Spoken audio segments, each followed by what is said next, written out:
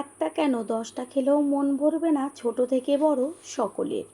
তাও আবার কোনো রকম মেখে নেওয়া বা বেলাবেলির ঝামেলা ছাড়াই তৈরি হয়ে যাবে হেলদি টেস্টি রেসিপি। আমি বারবার রিকোয়েস্ট করব একদিনের জন্য হলেও এই রেসিপিটি তৈরি করে তারপর এসে কমেন্ট করে জানিয়ে যাবেন যে কতটা টেস্টি বা কতটা হেলদি হয়েছিল। নমস্কার বন্ধুরা, শ্বশুরবৌমা রান্নাঘর অ্যান্ড ব্লগ চ্যানেলে সকলকে স্বাগত। তাহলে কি করে তৈরি করব সেটাই দেখে নেওয়া যাক। প্রথমেই নিয়েছি এখানে একটা মাঝারি সাইজের বাটির 1 বাটি পরিমাণ আটা। একটা বড় বোলের মধ্যে আটাটাকে ঢেলে নেওয়া হলো। আর রেসিপিটা আমি আটা দিয়েই তৈরি করব, আপনারা চাইলে অবশ্যই ময়দা দিতে পারেন। তবে আটা আমাদের স্বাস্থ্যের পক্ষে কতটা উপকার সেটা সকলেই জেনে থাকেন। এইখানে নিয়েছি ওই বাটিরই হাফ বাটি পরিমাণ সুজি। যতটা আটা ব্যবহার করবেন তার থেকে হাফ বা হাফের থেকে একটু কম পরিমাণ সুজি ব্যবহার করবেন। এবার আটা আর সুজির মধ্যে দিয়ে দিচ্ছি ছোটো চামচের 1 চা চামচ পরিমাণ লবণ। একটা হ্যান্ড উইন্সের সাহায্যে আটা, সুজি আর লবণটাকে শুকনো অবস্থায় ভালো করে মিশিয়ে নেব। এরপর আটা আর সুজির মধ্যে দিয়ে দেব দুধ। আমি এইখানে দুধটা আগে থেকে জাল দিয়ে রেখেছিলাম, সেই দুধটা দিয়ে তারপরে হ্যান্ড উইন্স দিয়ে ভালো করে মিশিয়ে নেব।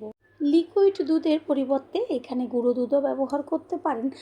তাছাড়া জল দিয়েও ব্যাটারটাকে তৈরি করে নিতে পারেন, কিন্তু দুধ ব্যবহার করলে বেশি টেস্টি আর হেলদি হয়। এতটুকু ভিডিও দেখেই বুঝতে পারছেন রেসিপিটা কতটা হেলদি আর টেস্টি হতে চলেছে। আর একটু দুধ আমি এর মধ্যে ব্যবহার করছি। আর একেবারে বেশি দুধ প্রথমে ব্যবহার করবেন না, অল্প অল্প দুধ দিয়ে ব্যাটারটাকে তৈরি করে নিতে হবে। খুব ভালো করে আমি হ্যান্ড উইচ দিয়ে ব্যাটারটাকে তৈরি করে নিচ্ছি। এবার ব্যাটারের মধ্যে দিয়ে দেব চিনি। মিষ্টিটা যে যেমন পছন্দ করেন সেই অনুযায়ী কম বেশি ব্যবহার করবেন। আমি এইখানে 2 চা চামচ চিনি দিয়েছি।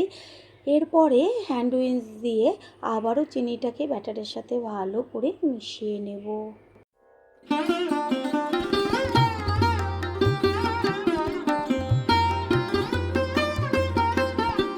ব্যাটারের মধ্যে দেব একটা কাঁচা ডিম ভেঙে। ডিমটা কম বেশি আপনারা নিজেদের পছন্দ মতন ব্যবহার করবেন ব্যাটারের পরিমাণ অনুযায়ী। সম্পূর্ণ ডিমটাকে আমি ভেঙে দিয়ে দিয়েছি। এইবার হ্যান্ড উইচের সাহায্যে ডিমটাকে ভালো করে ব্যাটারের সাথে একটু সময় নিয়ে মিশিয়ে নিতে হবে। পুরনো বন্ধুদের সবসময় আমাদের পাশে এইভাবে ভালোবেসে থেকে এগিয়ে নিয়ে যাবার জন্য অনেক অনেক ভালোবাসা। যেহেতু ব্যাটারের মধ্যে সুজি ব্যবহার করেছি সেই কারণে আমি একটা ঢাকনা চাপা দিয়ে 30 মিনিট রেস্টে রেখে দেব। 30 মিনিট বাদে আমি ব্যাটারটা দেখিয়ে দিচ্ছি যে কতটা সুজিতে দুধ টেনে নিয়েছে আর ঘন হয়েছে। এরপরে এর মধ্যে আমি দিয়ে দিচ্ছি 1 চা চামচ বেকিং পাউডার। আমি এর মধ্যে আরও আধ কাপ পরিমাণ দুধ ব্যবহার করেছি। ব্যাটারটা কতটা ঘন বা কতটা পাতলা রাখতে হবে সেটা আমি দেখিয়ে দেব। ভালো করে হ্যান্ড উইচের সাহায্যে বেকিং পাউডারটাকে মিশিয়ে নিচ্ছে। আর একটা কথা, যখন টিফিনটা তৈরি করবেন ঠিক তখনই বেকিং পাউডার মিশিয়ে তারপরে সাথে সাথে টিফিনটা তৈরি করবেন। এত সুন্দর, একদম যেমন ফুলবে তেমন জালিদার হবে, দেখা মাত্রই সকলে কিন্তু খেয়ে নেবে। ব্যাটারটা খুব সুন্দরভাবে তৈরি করে নিয়েছি। আর ব্যাটারে দেখা যাচ্ছে ওপরে কত সুন্দর বাবলস। আমি একটা ডুবো হাতায় করে আমি ঘনত্বটা দেখিয়ে দিচ্ছি। পুরো পেছনের দিকে একটা মোটা লেয়ার পড়েছে। এটা থকথকেও হবে না আবার একদম পাতলাও হবে না। বেশ হাতার পেছনে রেখে দেখবেন যে একটা মোটা লেয়ার পড়লো কি না। ঠিক সেইভাবেই গুলে নিয়েছি। আর এইদিকে গ্যাসের ওভেনে আমি একটা তাওয়া বসিয়ে দিয়েছি। এবার একটা ব্রাশের সাহায্যে সাদা তেল নিয়ে পুরো তাওয়াটার গায়ে ব্রাশ করে নেব। এটা এই প্রথমবারই যা একটু ব্রাশ করে নেওয়া তেল দিয়ে, সম্পূর্ণ তেল ছাড়া এরপরে আপনারা রেসিপিটি তৈরি করে নিতে পারবেন। আর চেষ্টা করবেন সব সময়ের জন্য ননস্টিকের যে কোনো কিছু তাওয়া, কড়াই বা ফ্রাই প্যান ব্যবহার করতে। যখন ব্যাটারটা দেবেন তখন হাতা দিয়ে একটু ভালো করে গুলে নেবেন। তারপর হাতায় করে এক হাতা নিয়ে হাতার মাঝখানে আস্তে করে এক জায়গায় ছেড়ে দিতে হবে। এতে কি হবে, চারদিকে ছড়িয়ে যাবে আর কোনো রকমভাবে হাতা দিয়ে ঘোরাবার দরকার নেই। দেওয়ার সাথে সাথেই সম্পূর্ণটা সুন্দরভাবে জালিদার হয়ে উঠবে। একটু 2 মিনিটের জন্য ঢাকনাটা চাপা দিয়ে দেব।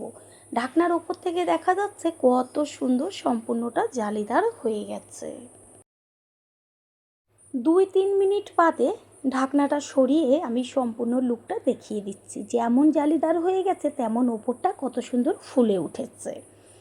এবার এটাকে উল্টে দেব ওপরের পিঠটা হবার জন্য। প্রথমবার যারা আমাদের চ্যানেল ভিজিট করছেন তাদের আন্তরিক শুভেচ্ছা ও অনেক ভালোবাসা। আমাদের রেসিপিগুলো যদি ভালো লেগে থাকে সাবস্ক্রাইব করে দেওয়ার অনুরোধ রইল ও পাশে থাকা বেল আইকনে ক্লিক করলে পরবর্তী ভিডিওগুলো সবার আগে আপনাদের কাছেই পৌঁছে যাবে। দুই দিকেরই কালারটা কত সুন্দর এসছে। এবার এটা সম্পূর্ণ হয়ে গেছে, এটাকে তুলে নেব।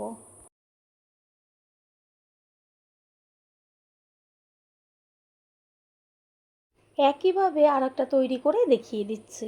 আবারও আমি যখন ব্যাটারটা দেব ঠিক তখন ভালো করে হাতা দিয়ে গুলে নিলাম ব্যাটারটাকে। তারপর এক হাতা নিয়ে আস্তে করে তাওয়ার ওপরে এক জায়গায় ছেড়ে দিলাম। দেওয়ার সাথে সাথে কত সুন্দর জালিদার হয়ে গেছে। আমি ব্যাটারটা দেওয়ার আগে আর কোনো রকম তেল ব্রাশ করিনি। আপনারা চাইলে অবশ্যই তেল বা ঘিও ব্যবহার করতে পারেন টেস্টের জন্য। তবে সম্পূর্ণ তেল ছাড়াই আমি রেসিপিটি তৈরি করব। 2 মিনিট মতন ঢাকনা চাপা দেওয়া রয়েছে আর 2 মিনিট বাদে ঢাকনাটা সরিয়ে দিয়ে দেখিয়ে দিচ্ছি যে কত সুন্দর একই রকমভাবে ফুলে উঠেছে আর জালিদার হয়েছে। বন্ধুরা, আপনারা যে যেইখান থেকে রেসিপিটি দেখছেন অবশ্যই কমেন্টের মাধ্যমে জানাবেন। আপনাদের ধন্যবাদ জানাতে পারলে সত্যিই আমরা ভীষণ ভীষণ আনন্দিত হব। দুই পিঠই খুব সুন্দরভাবে ভেজে নেওয়া হয়ে গেছে। এবার এটাকে তুলে একইভাবে রেখে দেব। একইভাবে সবগুলো তৈরি করে নিয়ে ফিরে আসছি। তৈরি হয়ে গেল আজকের হেলদি টেস্টি রেসিপি।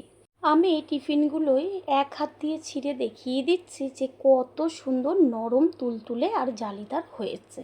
মুখে দেওয়া মাত্রই একদম গলে যাবে। আশা করি রেসিপিটি ভালো লাগলো। আর যদি ভালো লেগে থাকে একটা লাইক, কমেন্ট, পারলে একটা শেয়ার করে অবশ্যই জানাবেন। আপনাদের দেওয়া একটা লাইক ও লাইকের পাশে থাকা হাইপ আর একটা শেয়ার আমাদের কাছে অনেক অনেক গুরুত্বপূর্ণ।